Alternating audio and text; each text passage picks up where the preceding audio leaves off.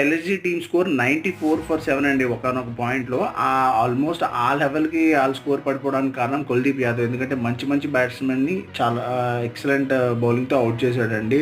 రాహుల్ని out చేశాడు, ఆయన మంచి ఫామ్లో ఆడుతున్నాడు, ఆయన అవుట్ చేశారు. స్టాయిన్స్ని అవుట్ చేశాడు. అసలు పూరన్ అవుట్ చేసిన విధానం అయితే అరుపులు అసలు. సో ఇంకా మ్యాచ్ ఆల్మోస్ట్ ఇంకా 110 115 క్లోజ్ అయిపోద్ది అనుకున్నా 8th వికెట్ పార్ట్నర్షిప్కి బదోని అండ్ హర్షద్ ఆడిన ఇన్నింగ్స్ అయితే టాప్ నాచ్ అండి. అసలు చాలా బాడారు అండర్ ప్రెషర్. యంగ్స్టర్స్ పర్ఫామ్ చేస్తే చూడబుద్దయింది. సో మొత్తానికి ఆల్ స్కోర్ అయితే 167 దాకా తీసుకెళ్లారండి. ఆ తర్వాత డీసీ బ్యాటింగ్కి వచ్చినప్పుడు ఫ్రేజర్ అన్న యంగ్స్టర్ వచ్చాడు. అసలు అయితే రివ్యూ పాటింగ్ తెచ్చినట్టున్నాడు ఆయన. ఈజ్ అన్ ఆస్ట్రేలియన్, ఎక్సలెంట్గా ఆడాడు. ఆయన సపోర్ట్ చేస్తూ పంత్ కూడా చాలా బాగా ఆడారండి. Opening batsmen opening Prithvi Shaw కూడా మంచి స్టార్ట్ ఇచ్చారు. దాంతో డీసీ ఈజీ గెలిచారు. బట్ ఎల్ఎస్జీ బౌలింగ్ కొంచెం వీక్ అనిపించింది. ఎందుకంటే మయాంక్ అండ్ మోషన్ లేకపోవడం వల్ల ఆ బౌలింగ్ అటాక్ అంత స్ట్రాంగ్గా అనిపించలేదు నాకైతే. Thanks and bye.